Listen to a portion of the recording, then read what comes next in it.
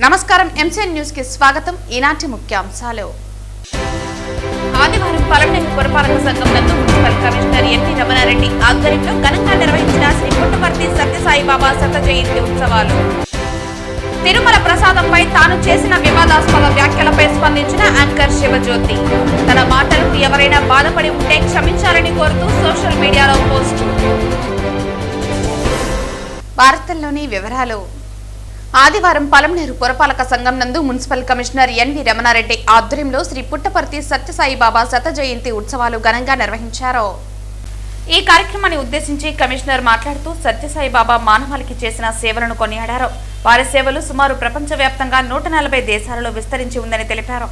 సుమారు 350 కోట్ల వ్యయంతో నీటి సరఫరా వ్యవస్థను ఏర్పాటు చేయడం జరిగిందని, Shri Sathya Sai super speciality hospital నిర్మించి పేదలకు ఉచిత సేవలు అందించడం జరిగిందని తెలియజేశారు.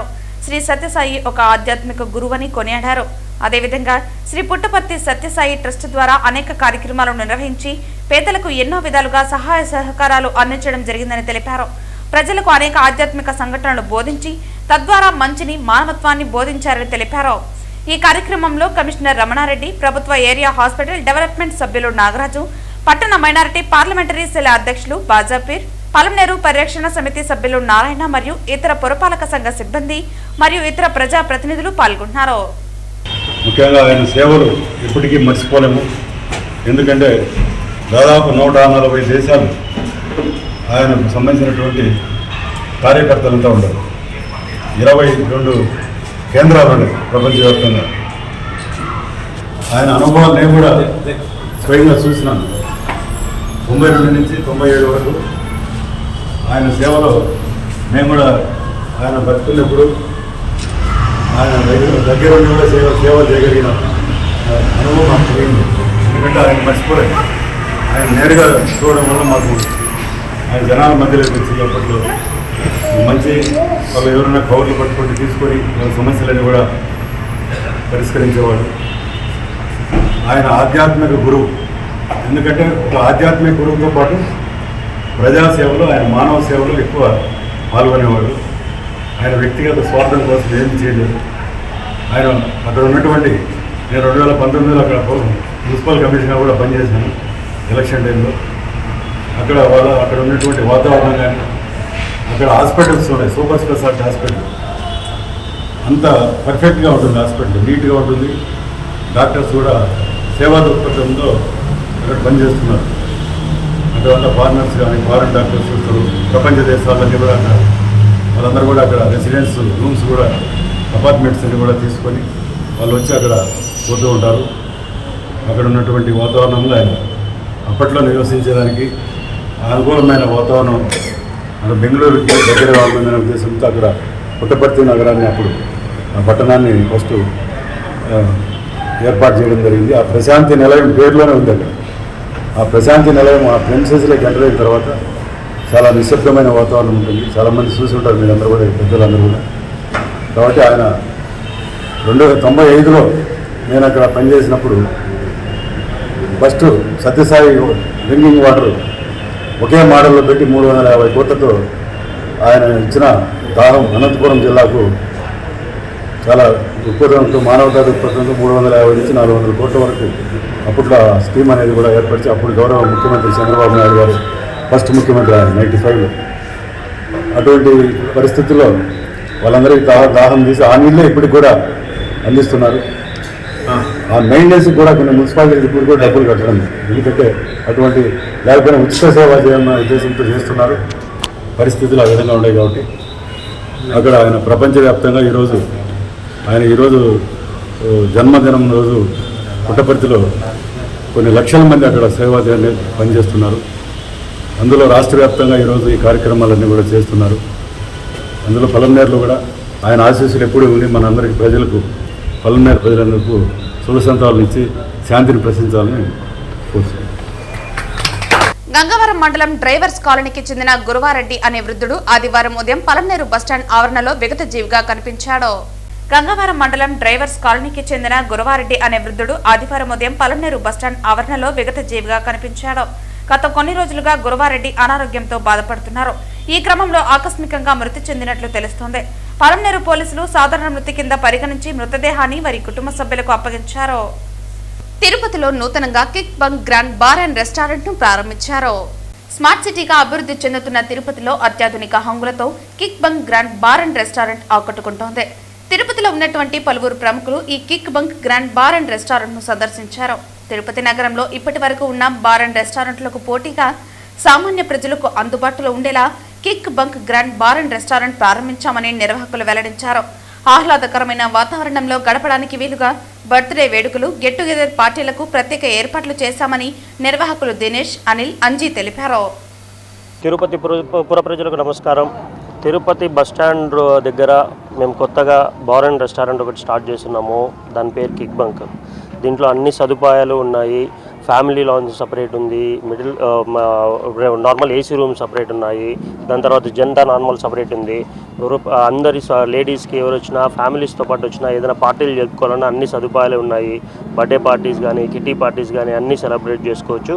ఫ్యామిలీస్కి ఎవరు వచ్చినా కూడా ఎవరికి ఎటువంటి ఇబ్బందులు, అసౌకర్యం లేకుండా అన్ని సదుపాయాలు లేడీస్ కోసం, ఫ్యామిలీ సెక్షన్స్ కోసం సపరేట్ ఉన్నాయి. సో తిరుపతి ప్రజలందరికీ కొత్తగా మేము కాక్టైల్స్, మాక్టైల్స్, ఫైర్ షాట్స్ అన్నీ పరిచయం చేస్తున్నాము. మీరందరూ వచ్చి మమ్మల్ని ఆశీర్వదించి ఇక్కడ ఒకసారి ఫుడ్ని టేస్ట్ చేసి ఎంజాయ్ చేసి రావాలని కోరుకుంటాం.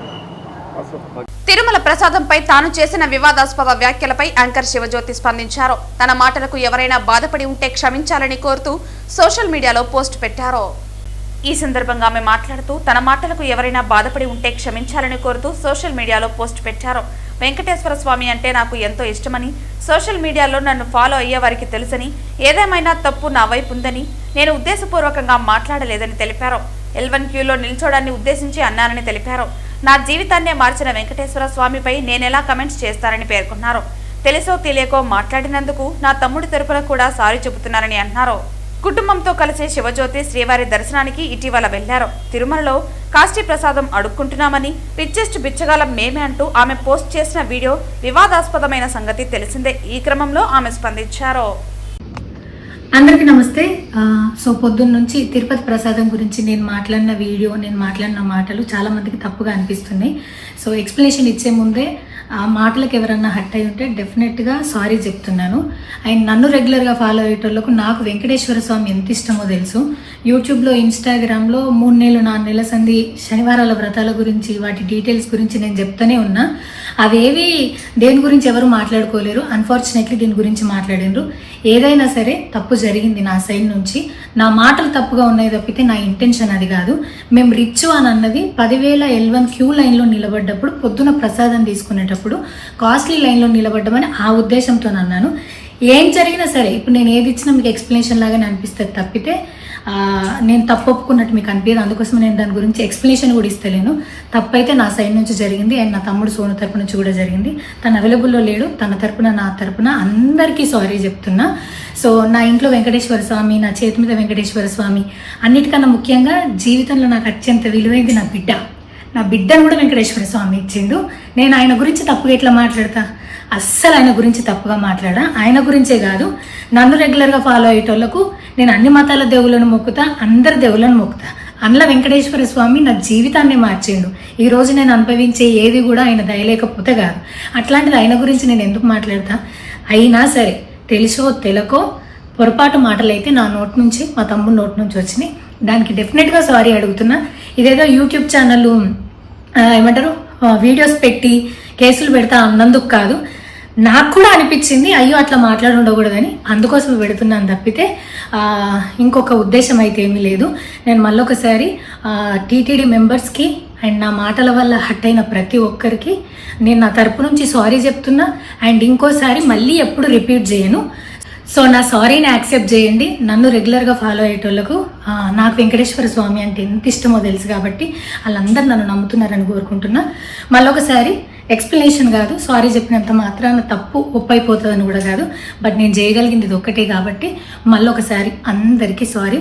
అండ్ డెఫినెట్గా ఐ ప్రామిస్ ఇంకోసారి ఇది రిపీట్ అవ్వదు. Thank you.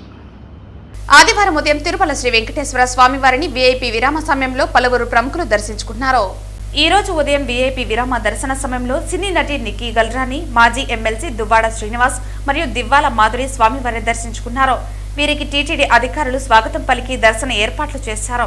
దర్శన అనంతరం రంగనాయకుల మండపంలో వేద పండితులు వేద ఆశీర్వచనం అందించి స్వామివారి తీర్థ ప్రసాదాలను అందజేశారు. శ్రీ శ్రీ శ్రీ వెంకటేశ్వర స్వామివారి దర్శనం బ్రహ్మాండంగా చేసుకున్నాం. ప్రతి నెల కూడా స్వామివారిని దర్శించుకోవాలి. మా ఇంటి ఇలవేల్పుగా పుట్టిన దగ్గర నుంచి స్వామివారి ఆశీస్సులతోనే జీవిస్తున్నటువంటి మాకు మరి వెంకటేశ్వర స్వామి దర్శనం చేసుకుంటే అదొక అద్భుతమైనటువంటి యోగంగా భావిస్తాం. మరి స్వామివారి తాలూకా ఆశీస్సులు ఈ భూమి మీద ఉండే ప్రతి జీవకోటికి కూడా ఉండాలని, ఆయురారోగ్యాలతో అష్టైశ్వర్యాలతో అందరూ సంతోషంగా ఉండాలని ఆ వెంకటేశ్వర స్వామిని కోరుకుంటూ మీరు గొప్ప దర్శనం జరిపించినటువంటి స్వామివారికి నమస్కారం తెలియజేస్తున్నాను. వార్తలు ముగించే ముందు ముఖ్యాంశాలు మరోసారి. ఆదివారం పలమనేరు పురపాలక సంఘం నందు మున్సిపల్ కమిషనర్ ఎన్వి రమణారెడ్డి ఆధ్వర్యంలో ఘనంగా నిర్వహించిన శ్రీ పుట్టపర్తి సత్యసాయిబాబా శత జయంతి ఉత్సవాలు. తిరుమల ప్రసాదంపై తాను చేసిన వివాదాస్పద వ్యాఖ్యలపై స్పందించిన యాంకర్ శివజ్యోతి. తన మాటలకు ఎవరైనా బాధపడి ఉంటే క్షమించాలని కోరుతూ సోషల్ మీడియాలో పోస్టు. ఈ వార్తలు ఇంతటితో సమాప్తం. తిరిగి వార్తల్లో మళ్ళీ కలుద్దాం. అంతవరకు సెలవు. నమస్కారం.